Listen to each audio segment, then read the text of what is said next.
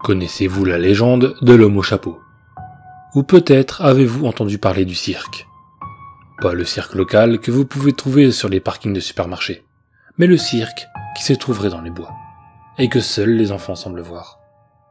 Si vous avez des enfants, ou des petits frères et sœurs, faites attention à l'homme au chapeau. On dit qu'il est grand, habillé d'un costume noir, mais qu'il porte un chapeau haut de forme, d'un rouge éclatant. Les descriptions sur son visage sont assez différentes, mais 3 caractéristiques reviennent souvent. Il a de grands yeux, sans pupilles et tout noir. Ses yeux sont beaucoup plus grands que les nôtres. Il n'a pas de nez, juste de petits trous. Et surtout, dans sa bouche, ce n'est pas une langue humaine, mais une langue de serpent. D'après la description, on ne voit jamais ses mains, parce qu'il porte des gants rouges également. L'homme au chapeau repère sa petite victime, et se met debout devant sa fenêtre, l'observant pendant exactement 6 jours. Pendant ce temps, les enfants se plaignent à leurs parents qu'un homme les observe dans leur chambre. Mais bien évidemment, ceux-ci ne les croient pas, étant donné qu'ils sont incapables de voir l'homme au chapeau. Du coup, parfois, les enfants étaient emmenés chez le psychologue, voire placés en centre spécialisé, et les plus courageux restaient jusqu'au 7e jour. Le 7e jour, l'homme au chapeau frappe 3 fois contre la vitre, en pleine nuit, ce qui fait se réveiller l'enfant. Puis l'homme ouvre la fenêtre sans aucune difficulté, et ce, peu importe le type de fenêtre et les différentes sécurités. Si pendant ce temps l'enfant crie, l'homme allongera d'une manière très étrange ses bras, pour mettre ses mains devant la bouche de l'enfant, afin de le faire taire. Si les parents entrent dans la pièce au même moment, on dit qu'ils trouvent leur enfant, assis sur le lit, la bouche grande ouverte et les yeux retournés, et qu'à partir de ce moment, ils sont obligés d'être hospitalisés pour folie. Si personne n'entre dans la chambre, alors l'homme au chapeau invite l'enfant à sortir par la fenêtre. L'enfant est alors comme hypnotisé.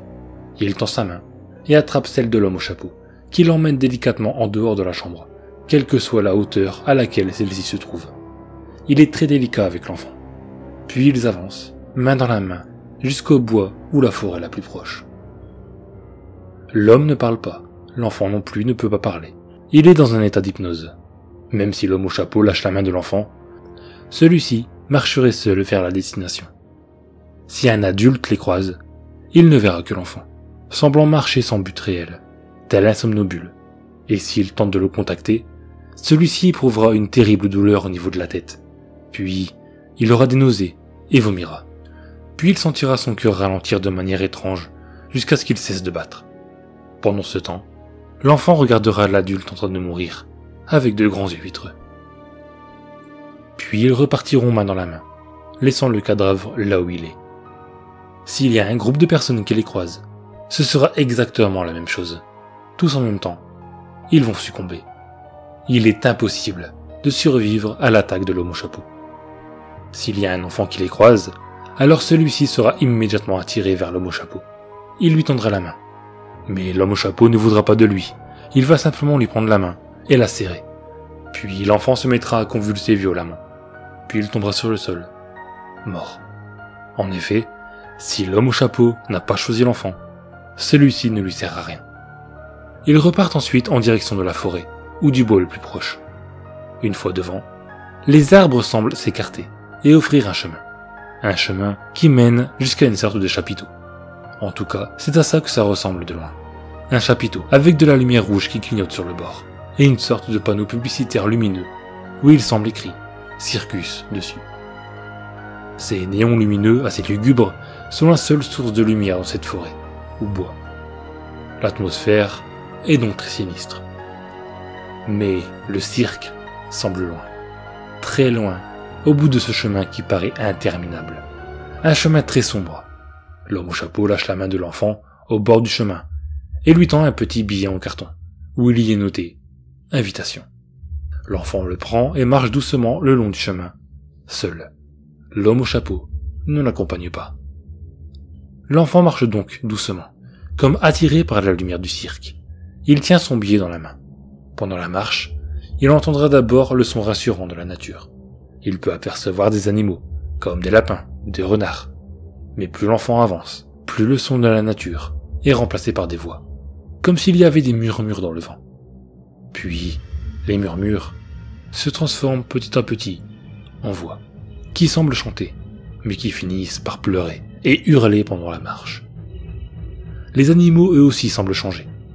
Plus l'enfant avance sur le chemin, plus le lapin par exemple perd ses poils, et des coupures apparaissent sur l'animal, qui au bout de quelques mètres, le fait tomber, mort. Pendant la marche, l'enfant aura le regard fixé sur le chapiteau, qui se dessine de mieux en mieux à mesure des mètres parcourus. Le cirque est plutôt grand, il s'agit d'un chapiteau très sale, avec un grand panneau, Circus, accroché dessus. Il y a également une sorte de guichet près de l'ouverture du chapiteau. Il n'y a aucune lumière, à part celle des néons sur le chapiteau. Une femme, avec un sourire très étrange, est dans le petit guichet. Son sourire est malsain. Elle ne cligne pas des yeux. Elle n'enlève pas son sourire. Elle restera comme ça, jusqu'à ce qu'elle soit hors de vue. Elle semble ne pas bouger. Elle est comme figée, comme une sorte de pantin, ou un mannequin pour vêtements dans les magasins. Lorsque l'enfant sera à côté, le visage de cette femme se tournera vers lui, de manière très étrange, comme saccadé. Puis, elle tendra la main. Si l'enfant a perdu son billet sur le chemin, lors de la marche, alors la femme ne sourit plus. Elle se lève, et marche d'un pas rapide et saccadé vers l'enfant. L'enfant, à ce moment-là, retrouve tous ses esprits. Il regarde naturellement autour de lui, et hurle probablement. Il est perdu. La femme l'attrape alors par le bras, et lui tord de toutes ses forces. Et sa force est mystérieusement élevée, ce qui fait se briser le bras de l'enfant. Ensuite, elle ouvre sa bouche en grand, en très grand, et pendant qu'elle maintient l'enfant, s'il bouge trop, elle pose sa bouche grande ouverte sur le haut du crâne de celui-ci, et à la manière d'un serpent, elle gobe l'enfant, avec ses vêtements. Petit à petit, le petit corps se fait naturellement broyer à l'intérieur de la femme. Cette mort est atrocement douloureuse, et le spectacle est épouvantable. Une fois la petite victime avalée, la femme retourne dans son petit guichet, et se remet à sourire étrangement, attendant le prochain visiteur que l'homme au chapeau amènera. Si l'enfant a toujours son billet, il le tend à la femme, qui celle-ci fera un geste saccadé vers l'entrée, l'invitant à entrer dans le chapiteau. L'enfant marche alors vers l'entrée du chapiteau. Il entend des musiques de cirque, ainsi que des hurlements étranges. Puis alors, une fois entré dans le chapiteau, plus rien, plus un bruit, tout est noir. Il ne distingue rien, tellement il fait sombre. Puis, une lumière va éclairer le centre du chapiteau. La lumière met en évidence un petit podium où se trouve dessus la maman de l'enfant. Mais celle-ci n'a aucune expression sur le visage. Elle tend la main vers l'enfant, comme s'il était un robot. Si l'enfant n'a plus de maman, à cause d'une mort ou d'une séparation, ou toute autre raison, il y aura la personne la plus chère de l'enfant. L'enfant, à ce moment, retrouve ses esprits. Il panique un peu ou se met à pleurer. Cela dépend du courage et du caractère de chaque enfant. La maman, ou la personne remplaçante, ne bouge pas. Elle reste comme ça, peu importe le temps que l'enfant met à la rejoindre. Quand l'enfant se mettra à marcher doucement vers cette personne, alors de la lumière éclairera le contour du chapiteau, dévoilant alors un grand public. Le public est constitué de la même personne. Sur toutes les places, à la fois, se trouve le papa de l'enfant, le regard perdu dans le vide, figé, sans aucune expression lui non plus. Si l'enfant n'a pas de père, suite à une mort, une séparation ou une autre raison, alors encore une fois, il sera remplacé par une personne ayant de l'autorité sur l'enfant, mais que celui-ci aime. Alors que l'enfant marche pour rejoindre la maman, ou la personne remplaçante, les traits du visage du père, ou de la personne remplaçante, vont changer. Sa bouche va s'ouvrir de plus en plus grand, et ce, pour chaque clone du public, et en même temps. Ils vont suivre du regard l'enfant, tout en ouvrant grand la bouche, puis ils vont se lever, et pointer du doigt l'enfant. Si alors l'enfant court voir sa maman, ou la personne remplaçante, alors celle-ci le serre dans ses bras très fort, au point de broyer les os de l'enfant. Pendant ce temps, les clones du public applaudissent ensemble, de manière très lente. La maman, ou la personne remplaçante, ouvre alors grand la bouche pour la poser sur le haut du crâne de l'enfant, puis l'avaler petit à petit. L'enfant est alors bien entendu mort. Si en revanche, l'enfant reste calme malgré tout, alors la maman, ou la personne remplaçante, lui prend la main délicatement, et les clones regardent alors tous en direction du toit du chapiteau. Puis ils applaudissent, alors qu'il n'y a absolument rien. Rien de visible pour des humains en tout cas. La maman, ou la personne remplaçante, conduit l'enfant à travers le chapiteau, qui semble ne pas avoir de fin. Il marche ainsi pendant des dizaines de minutes. Si l'enfant pose des questions ou parle, la maman ne répond pas. Après cette longue marche, l'enfant voit la sortie. C'est alors qu'un choix difficile lui est adressé. Soit il peut sortir, rejoindre l'extérieur, soit il peut rester dans le chapiteau. Si l'enfant décide de rester dans le chapiteau, alors la maman, ou la personne remplaçante, serre la main de l'enfant très fort, jusqu'à lui briser le poignet. Plus l'enfant pleure, plus elle serre. Ensuite, un des clones du public rejoint la maman dans une démarche très particulière et saccadée. Puis il va tenir les bras de l'enfant, pendant que la maman lui tient la jambe. Puis, ils partent chacun d'un côté opposé, sous les hurlements de l'enfant, qui sent son corps se déchirer. En effet, les deux personnes ont une force énorme. Le corps de l'enfant se déchire assez rapidement, mais très douloureusement. Une fois le corps en 2 morceaux, les deux personnes lâchent les morceaux par terre, puis le regardent. Leurs yeux virent au vert, les morceaux de l'enfant à terre se mettent alors à bouger. Des sortes de pattes d'araignée sortent des morceaux du corps, et marchent en direction de l'autre morceau, puis se soudent à l'aide de leurs pattes, ensemble. L'enfant se relève alors, mais il a une expression différente. Il semble figé, et ses yeux sont très verts. Il tend les mains aux deux personnes, puis ils partent ensemble dans un coin sombre du chapiteau. Plus personne ne reverra l'enfant. Si l'enfant décide de sortir du chapiteau, alors la maman ou la personne remplaçante pousse un long hurlement terrifiant, et s'envole d'un pas rapide et saccadé dans le fond du chapiteau, laissant l'enfant seul.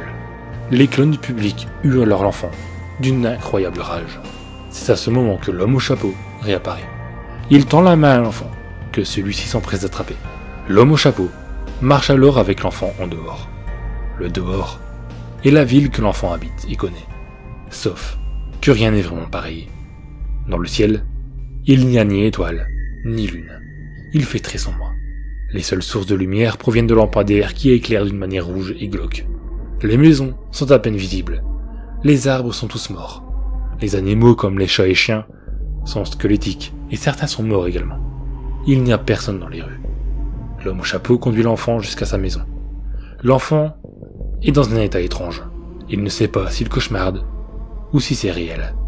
Alors qu'ils arrivent devant le logement de l'enfant, l'homme au chapeau lâche la main de l'enfant et disparaît dans un nuage de fumée vert. L'enfant est seul. Il regarde alors sa maison, où il voit, à travers la vitre, les membres de sa famille, tous figés, dans une expression très étrange, ayant tous les yeux verts. L'enfant est alors, à jamais, prisonnier dans ce monde, et se fera attraper à un moment ou à un autre par une de ces nombreuses créatures, tout aussi étranges, les unes que les autres, et se fera tuer. Si vous avez des enfants, ou des petits frères et sœurs, faites très attention à eux, car l'homme au chapeau n'est jamais loin, et il est toujours à la recherche de nouvelles victimes. Ton regard ne semble pas avoir changé, même après tout ce temps. Ai-je commis une erreur? Pourquoi les êtres de ton espèce vivent avec tant de noirceur? Aussi ai-je cru possible de modifier